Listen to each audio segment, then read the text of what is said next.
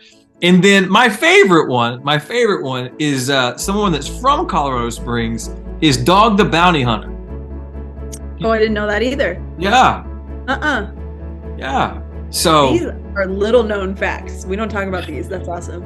I don't think you talk about them enough. If you're not talking about Dog the Bounty Hunter and Bigfoot, I don't know what you guys are doing in Colorado Springs. This is we're talking about other things. Like, so Ryan Tedder's from Colorado Springs. I did see that. I skipped over him to include Dog the Bounty Hunter.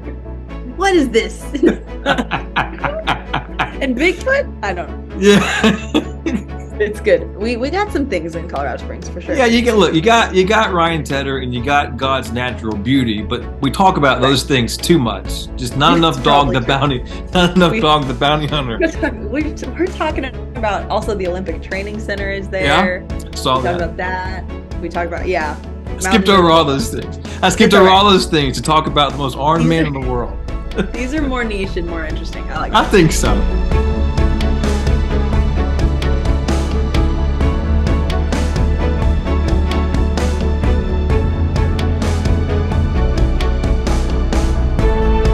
We're here today on Behind the Tunes with Natalie Layne, here from the Visible Music College Studios. Learn all about her at natalielayne.com. Natalie, thanks so much for being here today, my friend.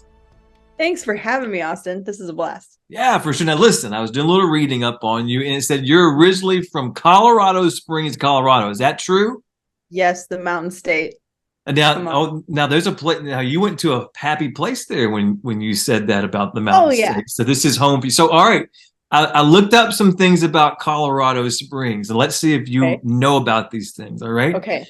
All right. There's someone there named Mel Bernstein, aka Dragon Man, aka the most armed man in the world. Have you heard of this thing?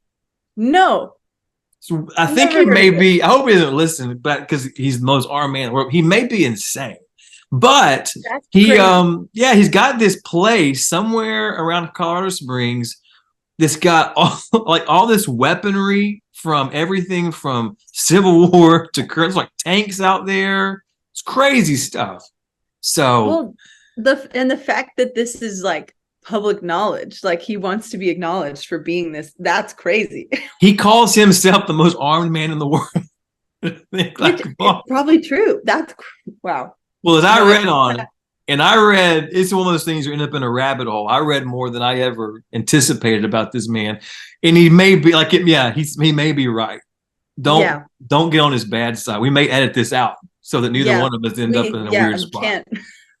All right, here's the other thing. All right, now near Pikes Peak, you got the North Pole Santa's Workshop. You've been in the North Pole there in Colorado Springs? We've been to the North Pole. Is this a cool spot? Is this a fun place I need to go ride some rides or something? It's very cool because it can be Christmas whenever you want. Like you feel like it's Christmas in July, you go to the North Pole and it is. Like it's fantastic. All right. I'm putting it on my list. I got young kids and I want to go. Yes. And so, all right, North Pole Santa's Workshop there in Colorado Springs. I'll do that, or you know what? Maybe next time we do a show, we just go. We do it from Santa's Workshop. Totally, but you really should bring your kids though, because it's like for young kids, it's perfect. It's like almost better than like Disney for young kids. Like, get out of here! Are you serious? You can ride all the rides if you're little. It's awesome. We're gonna get them as much as we're selling this right now. They're going to have to sponsor this episode. I know. Yup. North Pole. I'll email them. I'm driving to email in a minute. Okay, now also rumored to live here is Bigfoot. Did you know Bigfoot was rumored to live around Colorado Springs? Yes, and that doesn't make sense. No, nothing about it. I just feel like he'd be in the Pacific Northwest or somewhere like, I don't know. We're not the place for that. But you never see him like in line at McDonald's or anything. He's not just commonplace there. You wouldn't be in McDonald's. I don't know. You never know. You know, well, see, I'm from Memphis, and so we have Elvis. Mm-hmm. Sure. Who's not with us anymore. Mm-hmm. But they say, like, you used to see him just around town. So I thought maybe, if he lived there, he just goes to McDonald's or to the North Pole and rides some rides. Listen, he could be there right now. If you guys, based on what you said about the North Pole, if you haven't seen him there, I don't think, it's true. Probably ain't real, but he ain't, I don't think he's there. And then my favorite one is someone that's from Colorado Springs is Dog the Bounty Hunter. Oh, I didn't know that either. Yeah. Uh-uh. Yeah. So these are little known facts. We don't talk about these. That's awesome. I don't think you talk about them enough. If you're not I talking don't about think Dog so. the Bounty Hunter and Bigfoot, I don't know what you guys are doing in Colorado Springs. This is the Well, we're talking about other things. Like, so Ryan Tedder's from Colorado Springs. I did see that. I Okay. skipped over him to include Dog the Bounty Hunter. What is this? And Bigfoot? I don't know. Yeah. It's good. We got some things in Colorado Springs for sure. Yeah, you got Ryan Tedder and you got God's natural beauty, but we talk about those things too much. Just not enough Dog the Bounty, not enough Dog the Bounty Hunter. We're talking about also the Olympic Training Center is there. Yeah, saw we that. Talk about that. We talk about skipped over all those things. I skipped over all those things to talk about the most armed man in the world. These are more niche and more interesting. I think so. All right. So hey, listen. So we'll next time we'll do this from the North Pole, and maybe we'll see if Dog's available, and we'll get him to go with us along the way. Yeah, we're here with Natalie Layne on Behind the Tunes from the Visible Music College Studios. Check her out at NatalieLayne.com. Now let's talk about what we're here to talk about. Let's talk about music. So, what first got you into music to begin with? Man, so I was really little when I started loving music. Like, my whole family plays music in some capacity. Nobody's ever done it for a living, but like it was just always around the house, So my dad would be playing his trombone, my mom would be singing. And so it was just everywhere. And then I remember like my parents bought me this little keyboard when I was like a toddler. Like it was one of those little like with the buttons and cute little keyboard. And they just like put it on the fireplace down at my level and just like left it and didn't talk about it. And they just let me discover it. Interesting. And it was honestly brilliant move because I never felt like I had to do music, even though I was in this musical family. Like I felt like I discovered this crazy cool thing that I could just like plunk out melodies on this keyboard and like figure songs out. And so it was cool. The music process kind of begun with just like discovery and being creative. And so, I was probably 2 or 3 when I started playing piano, and then my parents saw that I loved it and put me in lessons, and I've been taking ever since then. And so it's been a whole life thing. So 2 years old, they trick you into it, and you fall in love with it, and so you're obviously there's a passion in there that ignited. At what point in life where you're like, because you said no one else in your family ever did it for a living, at what point in your life did you kind of take that other path? Like, this is what I want to do. Yeah. My parents were always like, encouraging us to dream as big as possible, just like shoot for the stars, go for it. What's the worst that could happen? Like, what could you lose, And so I remember like around the same age, like probably 3 or 4, my grandma asked me one time, I think this is probably my earliest memory too. Like I can picture it. Like my grandma asked me like, what do you think you might want to be when you grow up? Like, ha ha ha. Like when we're just playing and having fun. And I thought about it for a second because I had never thought about that, and other kids would be like, I want to be an astronaut or like a, zookeeper. And I just thought about Bigfoot. I want to be Bigfoot. I think that could still be fun. But I thought about it and I was like, I think I want to lead worship and write songs. And I don't know where that came from, but that's still true. And that's still what I get to do. And so again, it just like is something that I think God just put in me before I even could like cognitively realize what it was. But it's cool to look back and be like, oh, he was speaking that from the beginning. Yeah. Did you kind of cut your teeth, right? Leading worship and stuff in the church? Mm-hmm. Yeah. So how old were you when you kind of began doing that? Oh, they asked me to start leading worship at church when I was like 12. I don't know. I like started in kids ministry and then like started leading at youth and then in big church. Yeah. We know what that means. What the main service. All when I was junior high and high school, and I just got to learn from these amazing worship pastors. I grew up at a church called New Life in Colorado Springs. And so it's like it's a big church and lots of people there to learn from. And so that was really how I learned, I mean, to lead worship and write songs, but also to like improvise on the piano. Yeah. Like it's where I learned to, play with chords and follow the leader and just, let things happen. And so I trace a lot back to that, to playing in church. Yeah. Natalie, do you remember the first album you bought with your own money? Oh, yeah, it would have been a CD, Yep. I'm glad to hear that. I'm glad to hear that because I'm getting more and more nervous in these interviews because I've had a couple are like, I don't know. It downloaded it. I was like, you know That's what? crazy. This interview's over. We're not talking. We're done. Yeah, we're done. There was a CD. That's good. That blesses my heart. Sorry. Do you remember the first CD you bought? Would have been a CD. With my own money, I don't remember probably. I'm wondering if it would have been at my first concert, which was Stephen Curtis Chapman. Really good. Which is fun now because I get to open for him sometimes. And so that's all full circle. Crazy. So I might have bought his at his concert. I don't know. Something like that. We'll go with that for a second. So you mentioned Stephen Curtis Chapman. Who were some of your influences growing up? Yeah, Stephen's a big one for like songwriting. I would always listen to him and Nicole Nordeman, and just like loved the way that they were able to like poetically, write these stories into songs. I was like, this is so cool. It takes so much skill. Like you can't just come up with that. It's something you have to work at to get to that level. And so I loved what they were writing. But I also I listened to a lot of John Mayer growing up. Sarah Bareilles, I love that stuff too. I still love like Ben Rector, Cody Fry kind of thing. Like I'm a little bit all over the place. And then also I listen to Fall Out Boy a lot. Okay. So we can't quite pin down the musical taste, and also classical music. It just is everywhere, but those are a few. I want to circle back to that in a second, but I want to go back to the Stephen Curtis Chapman thing. You said he's influenced and you've got to open up for him some. Was the first time you did that, was that like, what is happening in my life? I lost my mind. Yeah. Yeah. I almost pooped my pants. It was really bad. It was, yeah. Because, so here's what happened. We were at a festival the first time this happened. And I was playing between Nicole Nordeman and Stephen Curtis. Shut up. And so I'm like kind of losing it, so I'm backstage as Nicole's coming off being like, hi, I'm Natalie.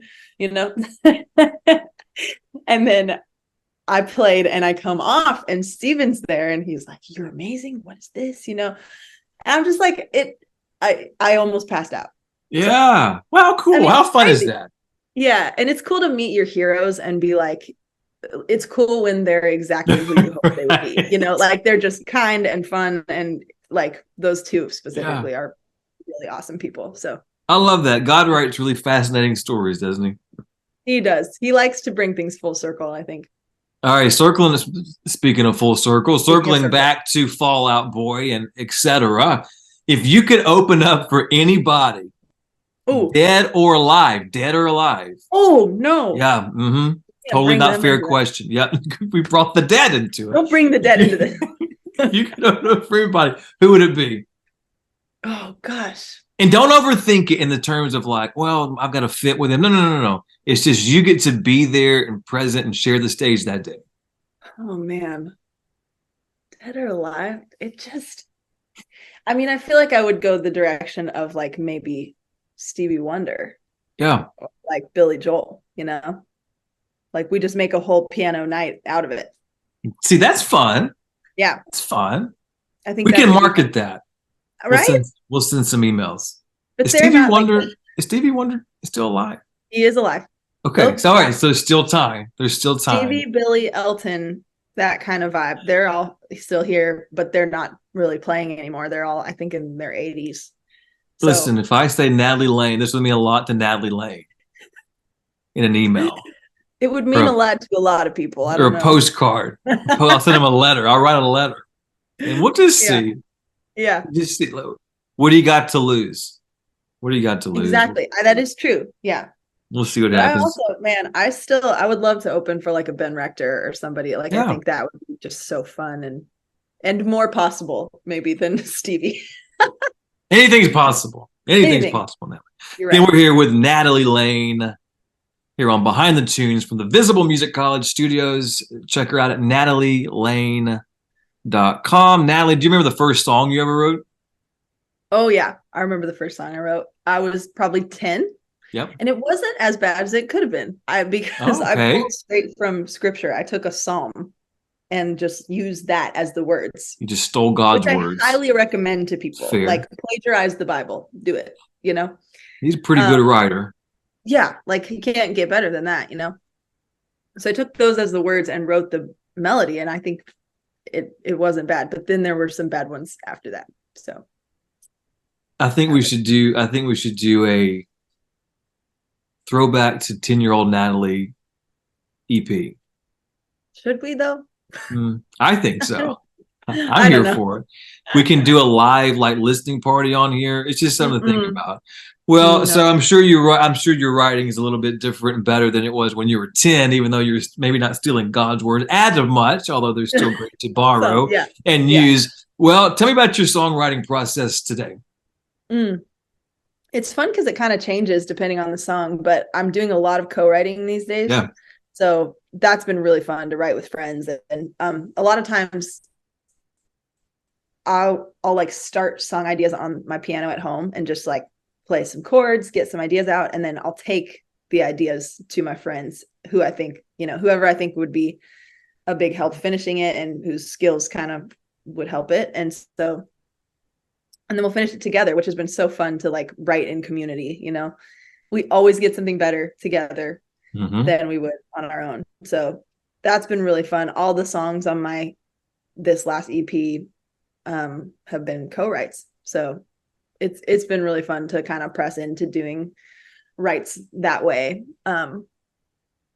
Yeah, but it happens all kinds of ways. People always ask like, do the lyrics come first or does the music come first? And it's like it changes every single time. And sometimes they come at the same time. It's like a lyric is inseparable Mm-hmm. from that melody. So it's fun that it's different and it keeps us on our toes.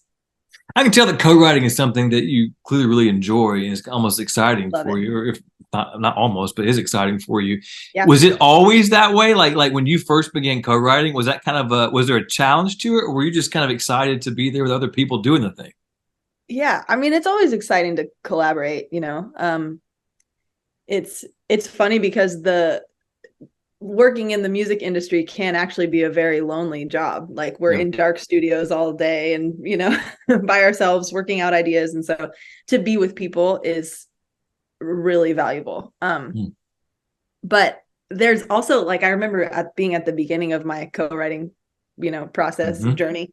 And there are a lot of people skills that you have to learn, like to be able to write in that scenario. So that was the part that you have to like work on, Yeah. It's just like how do you say to someone don't love that idea without being mean, Right. how do you accept people saying that to you, like in a way that keeps a friendship, like we're coworkers but we're also friends, Right. And so like just like really facilitating those relationships and like coming into the co-write being like my primary objective here is to love the people in the room, not even to get a good song, Yeah. even we hope that happens, but that's like a residual effect of let's just be friends, That's a good so mindset. yeah, That's there's good. skills to learn for sure though. Again, we're here with Natalie Layne, natalielayne.com here on Behind the Tunes from the Visible Music College Studios. Natalie, there are few things like live music, and you've been doing it since you're around 12 years old. Yeah, that was a word. That word was tough for me. I You're don't know. from Memphis, aren't you? That was a little funny. I've never struggled with the word 12 before, but I think I will for the rest of my life now. There's so many great things that happen. It's really kind of live music is this magical thing, but there's some goofy stuff that happens along the way too. Is there a most embarrassing on stage moment that sticks out in your mind? There's probably two. Okay. Well, I mean, the first is just that I burp on stage all the time. All the time. All the time. So I had to learn to control it, you know? Wait, all right, wait. Let's talk about this for a second. Let's talk about this for a second. Is it because why? Is there a reason? Is it like a nervous thing, or is it just you drink water too fast? Maybe.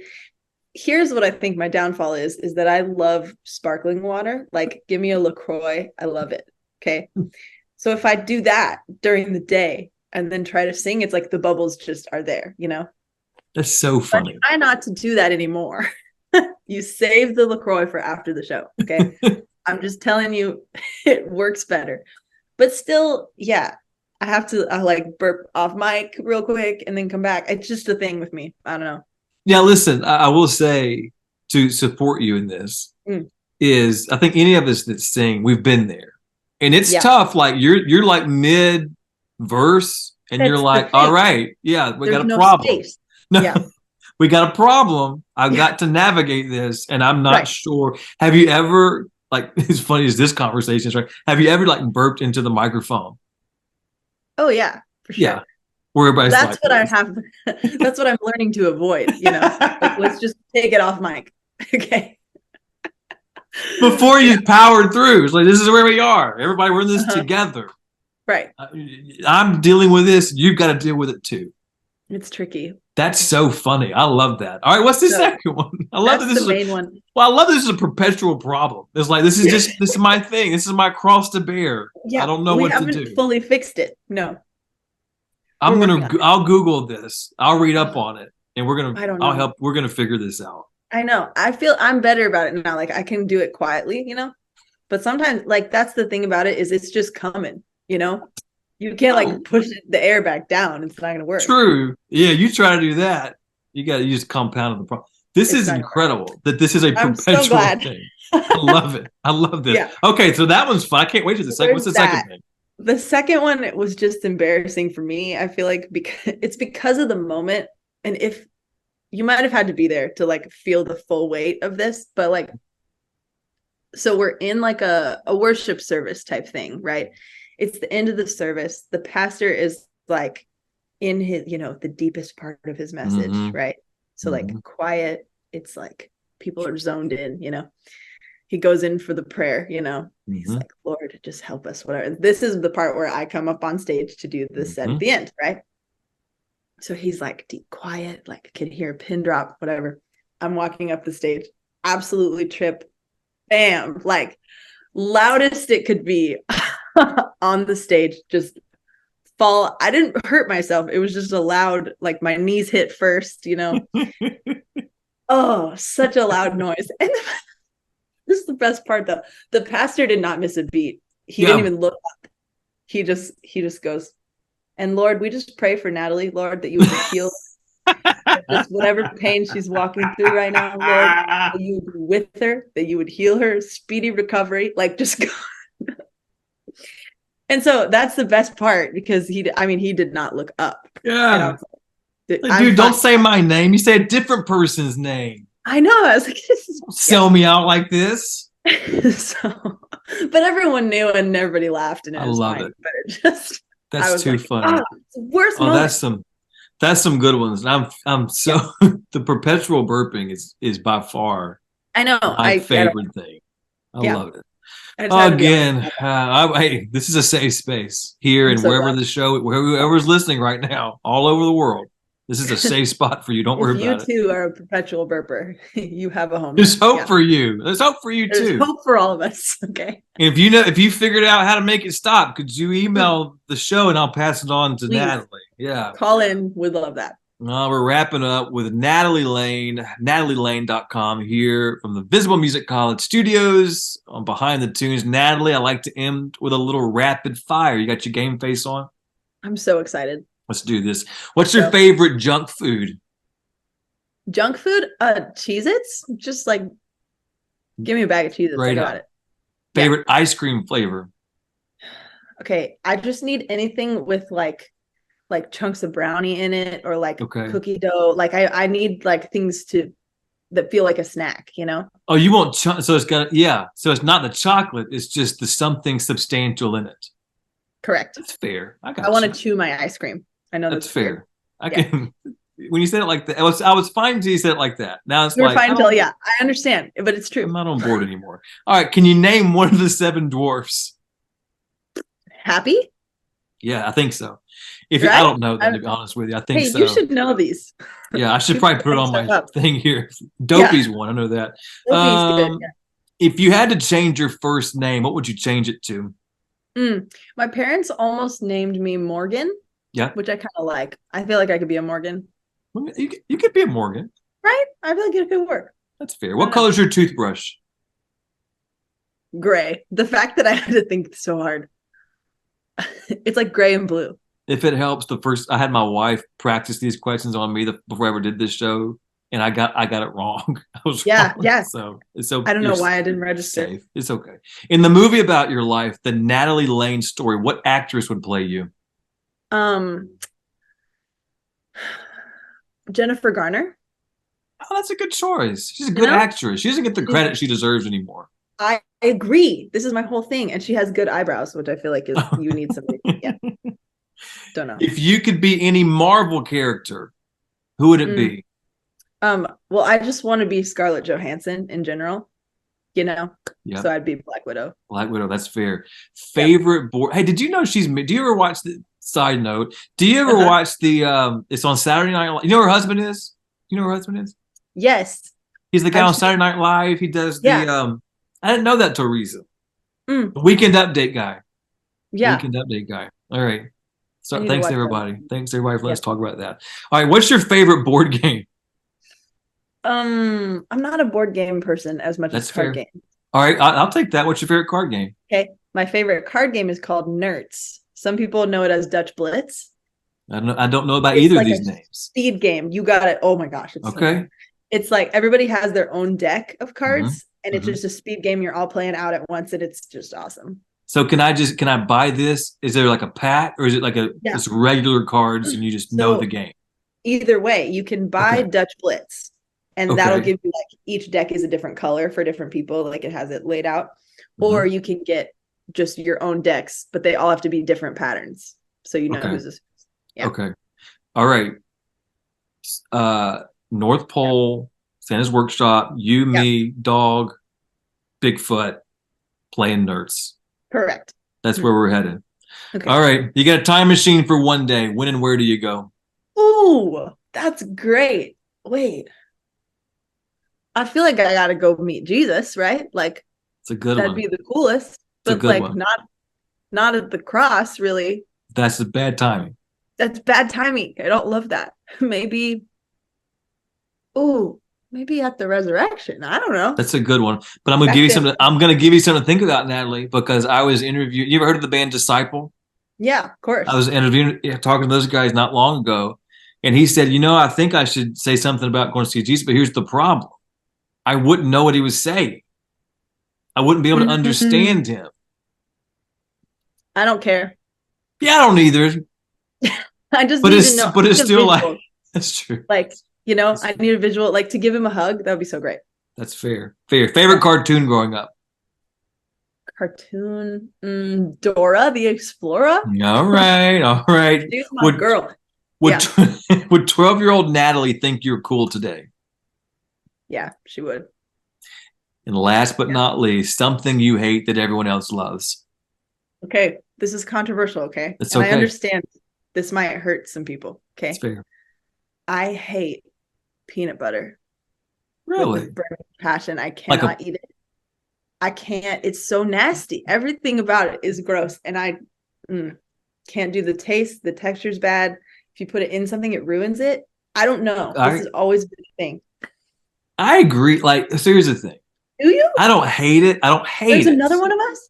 Yeah, well, I'm with you. I don't hate it, but I don't want it. I will eat peanut butter in two scenarios. There's a brand of crackers called Austin crackers, which feels very vain when I say it, but it's Austin crackers. Like when I play events or something, they're like, what do you want? I'm like, I'm that guy at that moment. I don't give no Lances.